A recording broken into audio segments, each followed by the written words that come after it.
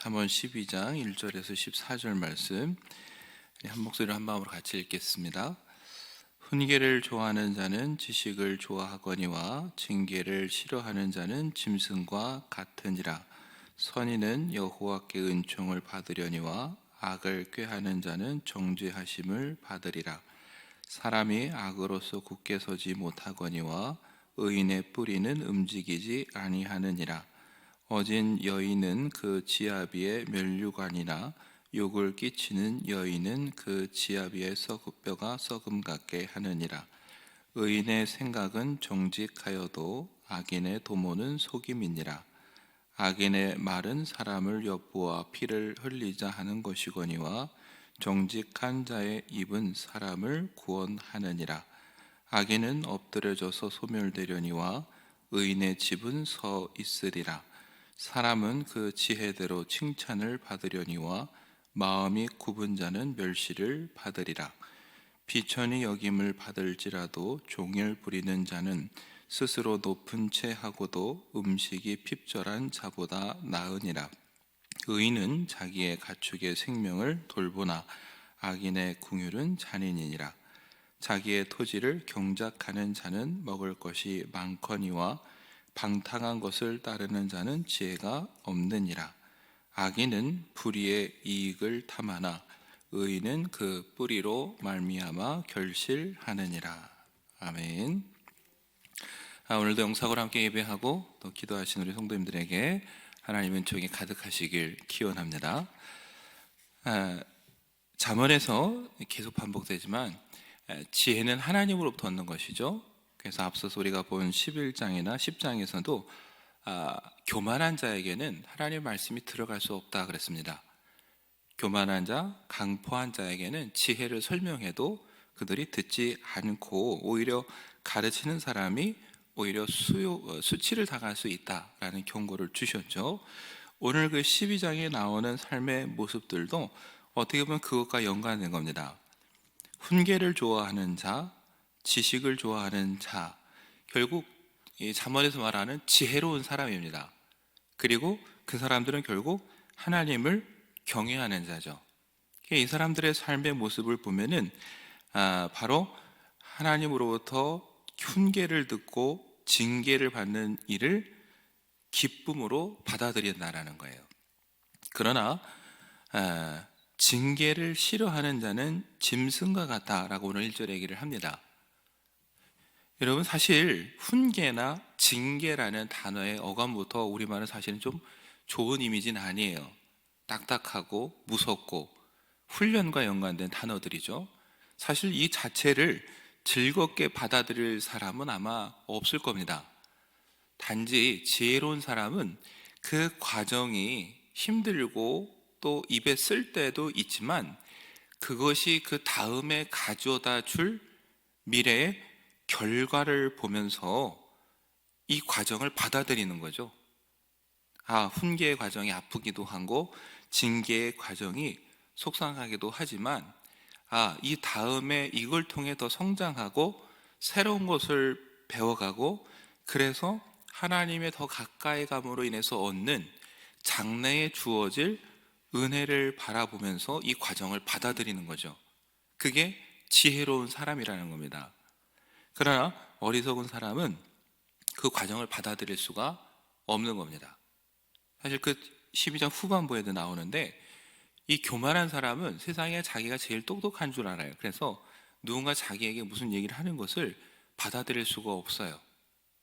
그래서 쉽게 분노하고 외면하는 겁니다. 그리고 그래서 늘 자신은 세상에 제일 뛰어나다고 생각하지만 다른 사람들이 보기에는 전혀 변화가 없는 거예요. 왜요? 본인이 더 배워야 되고 성장해야 된다는 필요를 못 느끼기 때문에 듣지 않으니까 당연히 더 이상의 배움도 성장도 없는 거죠. 어떻게 보면 그래서 오늘 잠언은 그런 사람들을 짐승과 같다라고 이야기를 하는 겁니다. 우리가 짐승들을 말을 해도 못 알아듣지 않습니까? 그런 의미에서 짐승과 같다라고 할 수도 있어요. 또 다른 측면에서 보면은 오늘의 삶에 만족하고 안주한다라는 측면에서 짐승과 같다라고도 말하는 겁니다. 맞아요, 여러분. 짐승들은 오늘 배고프면 먹고 배부르면 자족하고 끝나는 겁니다. 그 다음이라는 게 없어요. 그러나 지혜로운 자들은 사실 무엇을 해야 되냐면은 그 다음을 생각해야 되는 거예요. 그래서 그 과정이 비록 힘들지만 장래의 은혜와 장래를 생각했을 때 이 과정들을 받아들이는 거죠. 그래서 결국 하나님 앞에 섰을 때 그 결과가 달라지는 겁니다. 2절과 3절에 그 결과가 어떻게 달라지느냐? 선인은 여호와께 은총을 받으려니와 악을 꾀하는 자는 정죄하심을 받으리라. 사람이 악으로서 굳게 서지 못하거니와 의인의 뿌리는 움직이지 아니하느니라. 여러분, 살아가는 과정에서는 악인들이 의인들을 보면서 손가락질 할지도 모릅니다. 왜 저렇게 힘들게 살까? 그러나 중요한 것은 먼 미래까지 봤을 때, 다음 생까지 봤을 때 우리는 그 길이 훨씬 유익한 길임을 알기 때문에 그 지혜로운 길을 가는 거예요. 그래서 의인의 뿌리는 어떻습니까? 움직이지 않도록 굳건히 하나님의 말씀 안에 뿌리를 두고 생명을 이어가는 거예요. 여러분, 악인들이 현재의 삶에 아무리 윤택한 것 같고 그것으로 자랑할지라도 죽음 앞에서, 위기 앞에서 그 소유가 그를 구원해 줄 수가 없어요. 그렇기 때문에 그들이 소유한 모든 것들은 결국은 뿌리채 뽑힐 수밖에 없고 흔들릴 수밖에 없는 거죠. 바울이 그래서 여러분 고린도전서 15장에서 우리에게 아주 중요한 이야기를 합니다. 뭐라고 얘기하냐면은 만일 그리스도께서 다시 살아나지 않으셨다면은 우리가 전파하는 것도 너희가 믿는 것도 다 헛것이다. 그러면서 또 이야기를 합니다. 다시 살아난 일이 없으시다면은, 그리고 우리가 바라는 것이 단지 이 세상의 삶이 전부라면은 모든 사람 가운데 우리가 더욱 불쌍한 자니라. 핵심을 찌르는 거예요, 여러분. 우리가 살아가는 세상의 전부, 눈에 보이는 이 세상의 전부라면, 주님의 부활이 없다면 바울은 말하기를 세상에 제일 불쌍한 사람이 누구냐? 우리다. 너하고 나다. 왜요? 바울은 다음 생애가 있음을 믿었고 부활을 목격했기 때문에 뭐예요? 이 세상의 것을 버렸어요. 그게 훨씬 더 가치가 있다고 생각해서 미래를 위해서 이 모든 것을 포기했거든요. 근데 그 부활이 없고 미래가 다음 생이 없다면 거꾸로 가장 불쌍한 사람이 되는 거죠. 그게 누가 보는 관점이에요? 세상 사람들이 저와 여러분을 보는 관점이에요. 왜 힘들게 이 새벽에 저러고 있을까? 왜 힘들게 내 소유를 다른 사람들을 위해서 내놓을까? 이해할 수 없는 거예요. 그럼 우리가 그런 삶을 살아가는 것은 단지 이 생의 전부가 아니고 부활하신 주님을 믿고 다음 생을 믿고 하나님의 나라를 믿기 때문이죠. 그게 뭡니까? 현재에 만족하고 현재가 전부라고 생각하지 않고 다음 생을 준비하는 지혜 있는 자의 삶이에요. 그런 사람들은 뭡니까? 이 과정 중에 때로 하나님께서 우리를 훈계하시거나 징계하시더라도 그걸 기쁨으로 받아들일 수 있는 거예요. 왜냐하면은 그건 우리를 미워해서 하는 얘기가 아니고 우리를 사랑하시기 때문에 우리가 더 성장하기 원해서 주시는 말씀이죠. 여러분, 그것을 받아들일 수 있는 사람이 정말 지혜로운 사람이라는 것을 우리가 이 잠언을 통해 다시 한번 생각해 봤으면 좋겠습니다. 근데 우리가 그 자존심이라는 게 참 늘 걸림돌이에요. 그 자존심이 그 누군가로부터 오는 그 훈계와 징계를 받아들이기보다는 외면하게 만드는데 결국 먼 미래를 생각한다면은 그거야말로 어리석은 것이다라는 것을 이 새벽에 우리가 다시 한번 생각해 봤으면 좋겠습니다. 그렇게 하나님의 지혜를 받은 사람들은 그 하나님의 뜻을 따라 살아가게 되는 것이고 장래의 은혜를 생각하면서 살아가게 되는데 그러다 보면은 우리 삶 속에 하나님의 성품들이 자연스럽게 나와야 되는 것이고 나올 수밖에 없는 거예요. 그게 진짜 하나님의 말씀을 따라 사는 삶이고 지혜로운 자의 삶입니다. 그래서 4절부터 7절에 보면은 지혜로운 삶의 사람의 삶 속에서 어떤 하나님의 성품들이 나와야 되는 게 보이고 있어요. 4절에 보면 어진 여인이 나옵니다. 5절에 보면은 의인의 생각이 정직합니다. 여러분, 어진 여인이라는 건 말 그대로 어질다, 현명하다, 자애롭다, 여러 가지 의미가 있는 표현입니다. 한마디로 여러분, 하나님은 사랑이시고 자애로운 분이시고 은혜로우신 분이잖아요. 그분의 지혜를 배웠고 그분의 훈계를 받았고 그분의 징계를 따라 살아가는 사람이라면은 점점 더 그 모습을 닮아가야 되는 거죠. 그래서 그 여인의 삶 속에서는 그 자애로운 삶이 나타나야 되고 지혜로운 삶이 나타나야 됩니다. 그러면 그 여인은 뭐가 됩니까? 그 지아비의 면류관이 돼요. 그러나 그 반대를 경우 욕을 끼치는 여인은 어때요?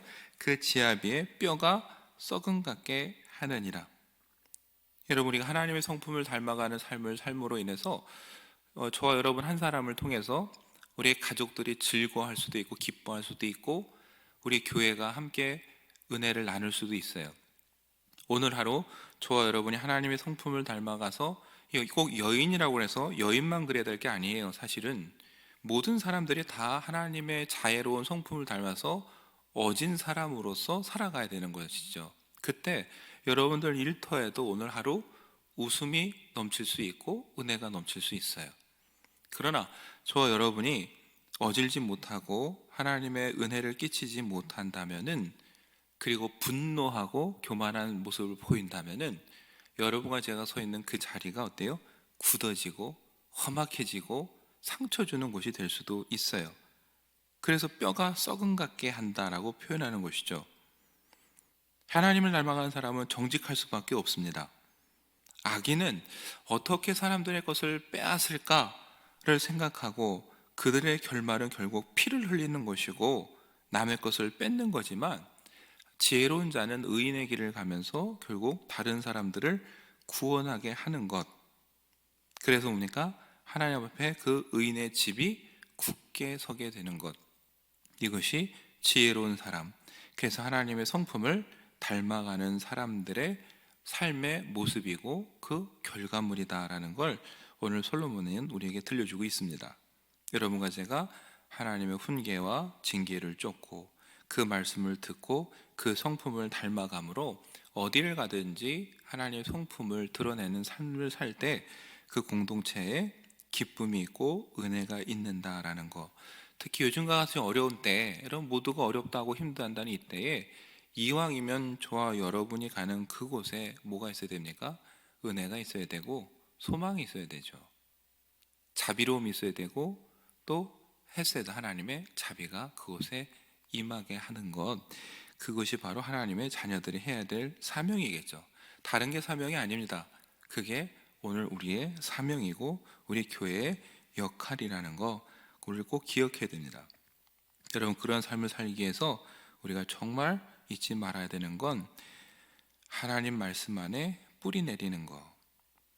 그것이 정말 이 시대에 우리에게 꼭 필요한 지혜라는 것을 우리가 기억했으면 좋겠습니다. 왜냐하면 하나님의 말씀에 뿌리 박은 그 지혜가 생명의 근원이고 그 하나님께서 우리의 모든 것을 일으키시는 삶의 근원이 되기 때문이에요. 그래서 오늘 솔로몬은 13절과 14절에 이렇게 압달락을 결론을 짓습니다. 특히 14절에 사람은 입의 열매로 말미암아 복록에 족하며 그 손이 행하는 대로 자기가 받느니라. 여러분, 사람은 입의 열매로 말미암아 복록에 족하고 그 손이 행한 대로 받는다 그랬어요. 복록에 족하다라는 말은 부족함이 없이 받는다, 누린다, 먹는다 이런 겁니다. 근데 무엇으로요? 입의 열매로. 또 그 다음 무엇으로 받습니까? 그 손이 행한 대로. 여러분과 제가 선한 말하고 하나님의 지혜를 따라서 은혜로운 말을 하고, 그때 뭐예요? 저도 여러분도 우리와 함께하는 모든 사람들도 그 선한 열매를 함께 나누게 되고 좋은 것으로 복록에 족하며 부족함이 없도록 된다라는 그 말씀이죠. 오늘 하루 저와 여러분이 가는 곳마다 그런 은혜가 끼쳐지는 복된 하루 되시기를 간절히 기원합니다. 기도하겠습니다. 은혜가 풍성하신 주님, 오늘 하루도 우리와 함께하사 성령 가운데 우리의 발걸음을 주장하여 주시고 때마다 일마다 우리 입에서 나와야 될 선한 말들을 우리에게 허락하여 주시옵소서. 주의 징계와 훈계를 외면하거나 피하지 않게 해주시고 그것이 가져다 줄 장래의 유익함과 소망을 바라보면서 기쁨으로 그 훈계를 받아 우리 지혜가 더 자라나게 해주시고 하나님의 성품을 닮아가는 믿음의 사람들 되게 하여 주시옵소서. 그리고 우리 입술에 나오는 선한 말로 이 어렵고 힘든 시대에 우리와 함께하는 많은 사람들에게 은혜를 끼치는 은혜의 통로가 되게 하여 주시옵소서.